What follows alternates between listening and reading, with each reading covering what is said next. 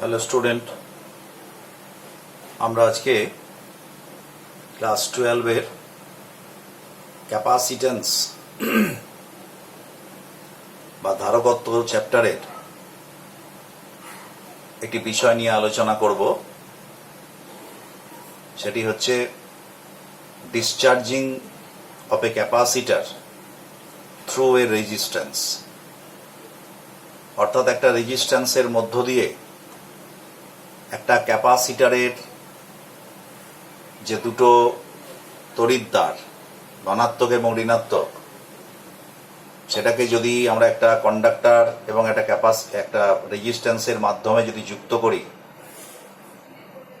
তাহলে সেই ক্যাপাসিটারটার ভেতরে থাকা তড়িৎ শক্তি বা আধান, সেই আধান কিন্তু বেরিয়ে যাবে। একেই বলা হচ্ছে ডিসচার্জ। আমরা আগের ক্লাসে একটা রেজিস্ট্যান্সের মাধ্যমে এবং একটি ব্যাটারির সাহায্যে কিভাবে আমরা একটা ক্যাপাসিটারকে চার্জ করেছিলাম তা আমরা দেখিয়েছিলাম। আজকের ক্লাসে আমরা একটা ক্যাপাসিটার কিভাবে ডিসচার্জ করব তা আমরা দেখাবো। তো চার্জিং এর সময় স্বাভাবিকভাবেই একটা তড়িতের উৎস বা একটা ব্যাটারি লাগবে, কিন্তু ডিসচার্জিং এর সময় সেই ব্যাটারিটা থাকার দরকার নেই। তাই আমরা যে সার্কিটটা, ডিসচার্জিং সার্কিট যেটা আমরা অঙ্কন করব, সেটা হচ্ছে এইরকম। এটা হচ্ছে একটা ক্যাপাসিটার আর এটা হচ্ছে রেজিস্ট্যান্স। আমরা একটা সুইচের মধ্য দিয়ে, আমরা এখানে একটা সুইচ দিতেই পারি, আমরা এই সুইচের মধ্য দিয়ে, এই সুইচটা যখন ওপেন আছে তখন সার্কিটে কোনো কারেন্ট যাবে না। যেই এই সুইচটাকে আমরা ক্লোজ করে দেব, সঙ্গে সঙ্গে এই সার্কিটের এই মানে ক্যাপাসিটারের যে ধনাত্মক মেরু, সেখান থেকে তড়িৎ প্রবাহিত হবে এইদিকে। অর্থাৎ এইভাবে একটা সার্কিট কমপ্লিট হবে। তো এইটা কি আমরা বলছি ডিসচার্জ। তো এখন এই ডিসচার্জিং এর ক্ষেত্রে আমরা এখানে যে কতক্ষণ টাইম লাগে এবং কিভাবে ডিসচার্জিংটা হচ্ছে, তার কারেন্টের কি পরিবর্তন হচ্ছে, আমরা সেই বিষয়গুলো এই ডিসচার্জিং সার্কিটের মধ্য দিয়ে আমরা দেখব। তো আমরা যখন এই ব্যাটারিটা ক্লোজ করে দেব, এই সুইচটাকে ক্লোজ করে দেব, তখন আমরা কি দেখতে পাচ্ছি, এটা একটা ক্লোজড লুপ যার মধ্য দিয়ে কারেন্ট যাচ্ছে। তাহলে পরে এখান থেকে আমরা যদি কেভিএল সূত্র প্রয়োগ করি, দেখো কেভিএল, অ্যাপ্লাইং কেভিএল, আমরা এখানে কি দেখতে পাচ্ছি, ধরো এখান থেকে বেরোচ্ছে, এই রেজিস্ট্যান্সের মধ্য দিয়ে যাচ্ছে, ধরে নিলাম আই কারেন্ট যাচ্ছে, আমি স্মল আই লিখছি, আই কারেন্ট যাচ্ছে। তাহলে কারেন্ট সবসময় কোন দিক থেকে যায়? From higher potential to lower. তার মানে এই দিক থেকে যে আই যাবে, এখানে যে ভোল্টেজ ড্রপ হবে বা যে বিভব পতন হবে, সেটা হবে কত? Minus IR. মানে এদিক থেকে যাচ্ছে মাইনাস আইআর। এবার এই কারেন্ট গিয়ে নেগেটিভ টু পজিটিভ আমাদের ধরতে হবে। তাহলে নেগেটিভ টু পজিটিভ, তার মানে এখানে হবে প্লাস। তাহলে এখানে যে ভোল্টেজ ড্রপ কত হবে না, এখানে ভোল্টেজ ড্রপ যেহেতু নেগেটিভ থেকে পজিটিভ, তাহলে প্লাস কিউ বাই সি। অর্থাৎ কোন একটা মুহূর্ত টি টাইমে আই কারেন্ট যাচ্ছে, তাহলে সেখানে এখানে ভোল্টেজ ড্রপ হচ্ছে minus IR according to KVL concept, plus QC equals to এই টোটাল লুপের যে টোটাল ভোল্টেজ, মানে অ্যালজেব্রিক সাম হচ্ছে 0। তার মানে আমরা লিখতে পারি আইআর সমান হচ্ছে কিউসি। এদিকে গেলে মাইনাস মাইনাস কেটে যাচ্ছে, তাহলে আইআর ইজিক্যালস টু কিউসি। এখন আই হচ্ছে কারেন্ট। এখন এই কারেন্ট মানে কি? I equals to dq dt. কিন্তু এখানে আমরা এই আই এর যে উৎপত্তির কারণ, এখানে কি হচ্ছে, এখানে অ্যাকচুয়ালি আইটা যেটা উৎপন্ন হচ্ছে সেটা হচ্ছে যে ক্যাপাসিটার যে হারে সময়ের সাথে চার্জ ছেড়ে দিচ্ছে বা চার্জ ফ্লো হচ্ছে ক্যাপাসিটারের মধ্য থেকে, বা চার্জ কমছে যে হারে, সেটাই কিন্তু আই। তাহলে সেই জন্য আমরা আই এর জায়গায় আমরা ডিকিউ ডিটি না লিখে লিখবো মাইনাস ডিকিউ ডিটি, অর্থাৎ সময় বাড়লে ডিকিউ কমে, মানে কিউ কমে, টি বাড়লে কিউ কমে, সেই জন্য এখানে একটা মাইনাস চিহ্ন আমরা দেব। তাই এটা আমরা লিখতে পারি minus dq dt into R is equals to Q by C, or আমরা ডিকিউ ডিটি সমান তাহলে কত লিখতে পারি, ডিকিউ ডিটি সমান লিখতে পারি মাইনাস কিউ বাই সিআর, এরটা এখানে চলে গেল কিউ বাই সিআর। তাহলে এইটাকে আমরা একটুখানি এই ফরম্যাটে লিখি যে কিউটাকে এদিকে নিয়ে আসছি, ডিকিউ বাই কিউ, এই যে dq by Q is equals to minus dt by CR. আমরা লিখছি ডিকিউ বাই কিউ সমান হচ্ছে মাইনাস ডিটি বাই সিআর, ঠিক আছে? এটা কিন্তু টি টাইমে। এখন প্রশ্ন হচ্ছে যে এইটাকে যদি আমরা বোথ সাইড ইন্টিগ্রেশন করি উইথ প্রপার লিমিট, এখানে প্রপার লিমিটটা কি, টাইমের লিমিট নিশ্চিতভাবেই শুরু মানে জিরো, জিরো টু টি, আর এখানে কিউ এর লিমিট কত হবে, শুরুতে আমি যখন ধরে নিচ্ছি যে এই ব্যাটারিটা যখন ফুল চার্জ, সরি এই ক্যাপাসিটারটা যখন ফুল চার্জ ছিল, তাহলে ফুল চার্জ থাকা মানে আমরা ধরে নিচ্ছি কিউ জিরো, ধরলাম ক্যাপাসিটার যখন ফুল চার্জ ছিল এর এর ইয়ে কত ছিল, চার্জ কত ছিল, কিউ জিরো, আর টি সময়েতে তার চার্জ কত হচ্ছে কিউ, তাহলে কিউ এর যে লিমিট হবে সেটা হবে from Q zero to Q. তাহলে এটাকে আমরা লিমিট বসিয়েছি, এটা আমি লিখে দিচ্ছি integrating both sides with proper limit, তাহলে আমরা কি লিখব, আমরা এখানে লিখব integration Q zero to Q dQ by Q is equals to minus 1 by CR, এটা constant, integration zero to t dt. তাহলে ডিকিউ বাই কিউ মানে লগ কিউ, তাহলে লগ কিউ লিমিট হচ্ছে Q zero to Q minus 1 by CR into t. তাহলে এখানে proper limit, আগে upper limit বসাবো, তাহলে log Q minus log Q zero is equals to 1 by CR into T বা T by CR, তার মানে log of Q by Q0 সমান হচ্ছে মাইনাস T by CR।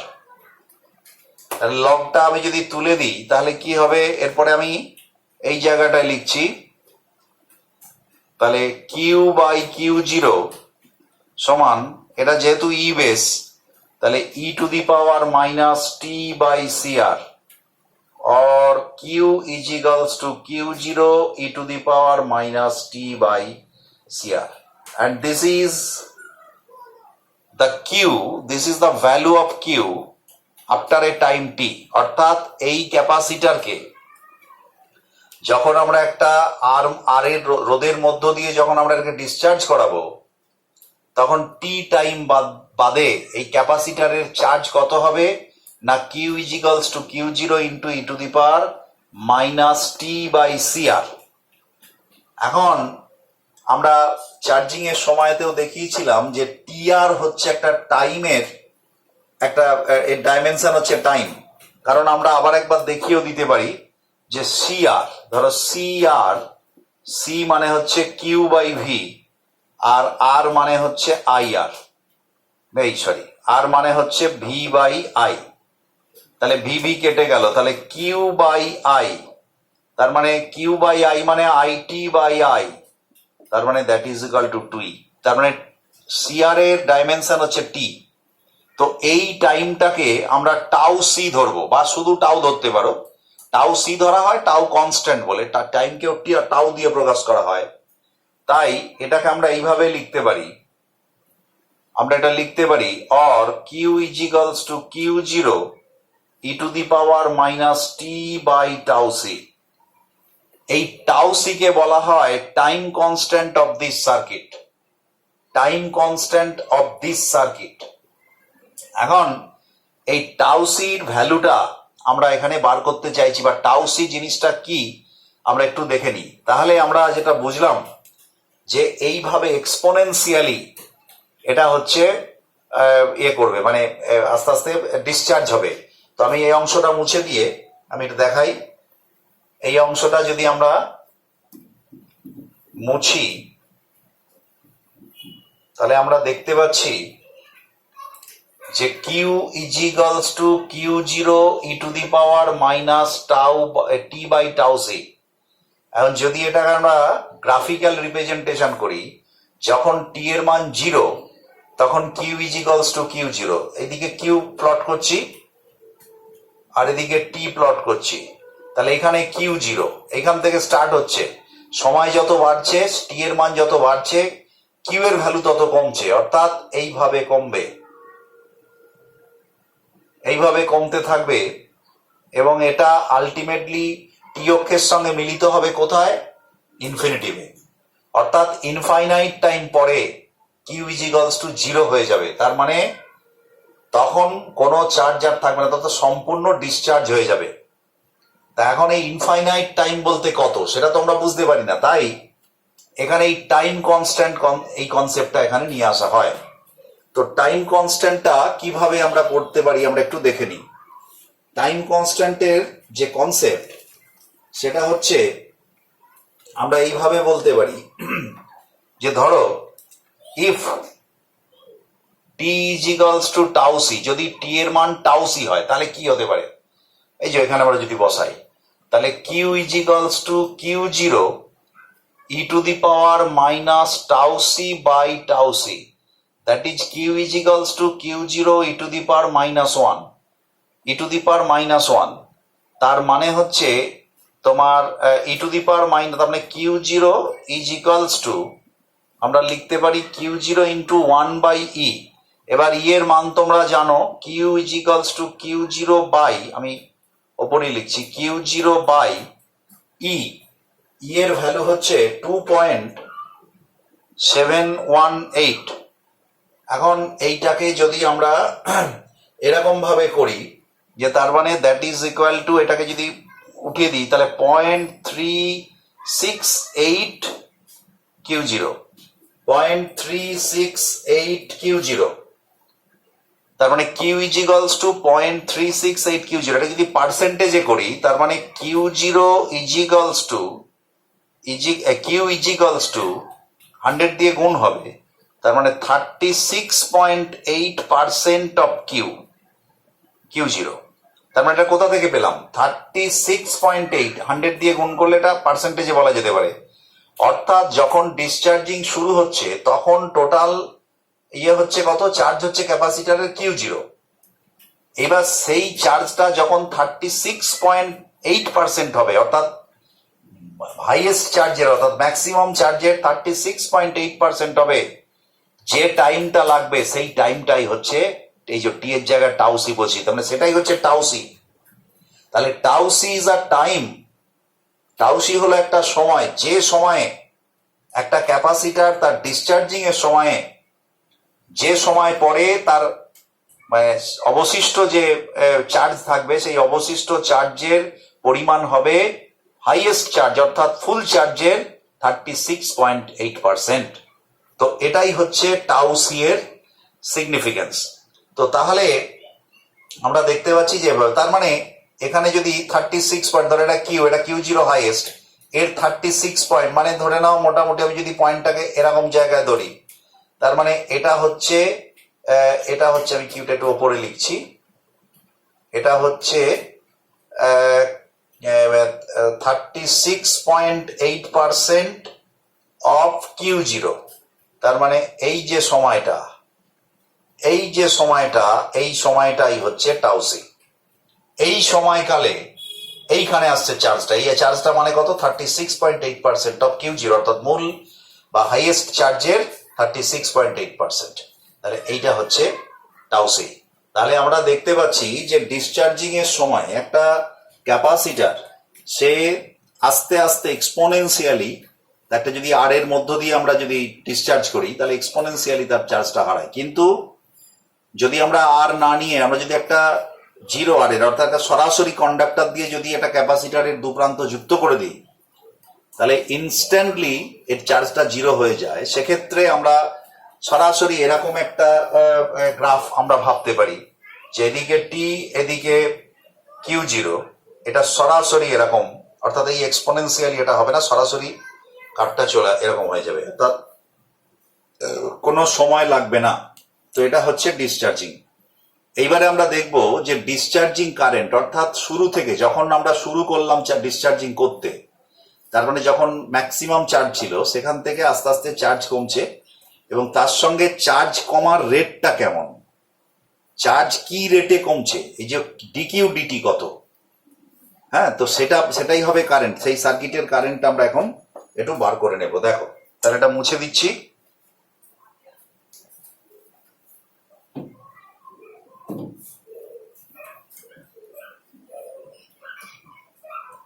আচ্ছা, তাহলে আমরা দেখতে পেলাম Q is equals to Q zero e to the power minus t by tau C.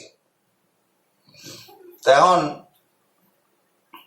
আমরা যদি ডিকিউ ডিটি করি, ডিকিউ ডিটি মানে কত হবে, তার মানে কিউ জিরো ইন্টু সামনে এটা চলে আসবে, তার মানে minus one by tau C e to the power minus t by tau C. এবার তার মানে ডিকিউ ডিটি সমান আমরা লিখতে পারি minus Q zero by tau সির মানটা আমরা বসিয়ে দিতে পারি CR into e to the power minus t by tau C. এবার দেখো যে এখানে এই যে কিউ ডিকিউ ডিটি আমরা আই এখানে আমরা ইতিমধ্যে পেয়ে গেছি, I is equals to minus dq dt. তাহলে এখানে যদি আমরা মাইনাস আই সমান লিখি তাহলে minus of Q zero by CR into e to the power tau বা টি বাই টাউ সি।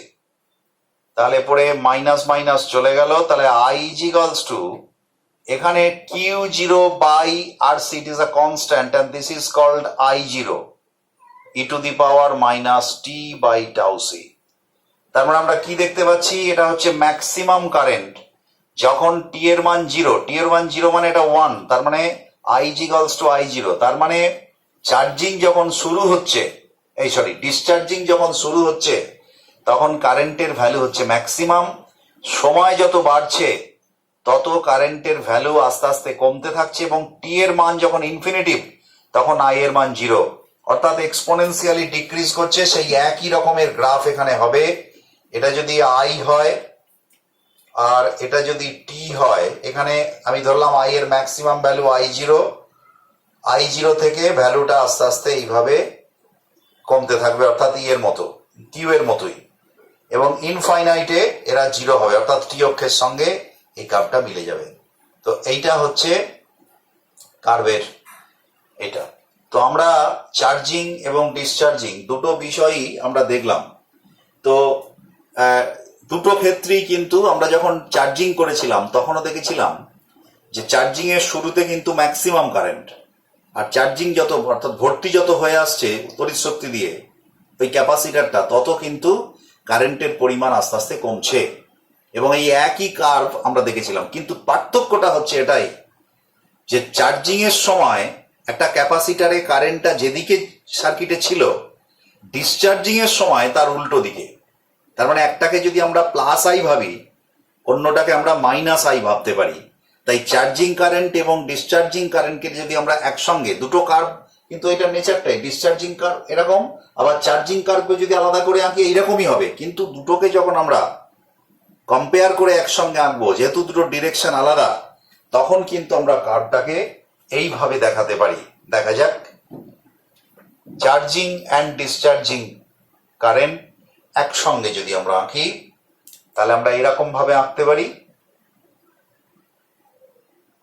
এটা হচ্ছে টি অক্ষ, এটা আই, নিশ্চিত, তাহলে এদিকটা হবে মাইনাস আই। তাহলে এখানে ম্যাক্সিমাম কারেন্ট থেকে স্টার্ট করেছিল, এই চললো, ইনফাইনাইটে গিয়ে মিলবে।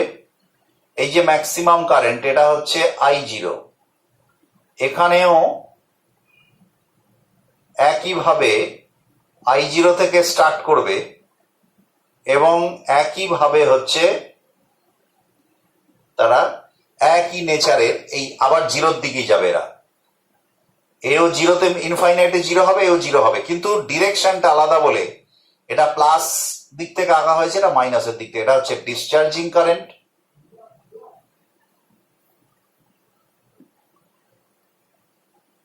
আর এটা হচ্ছে চার্জিং কারেন্ট।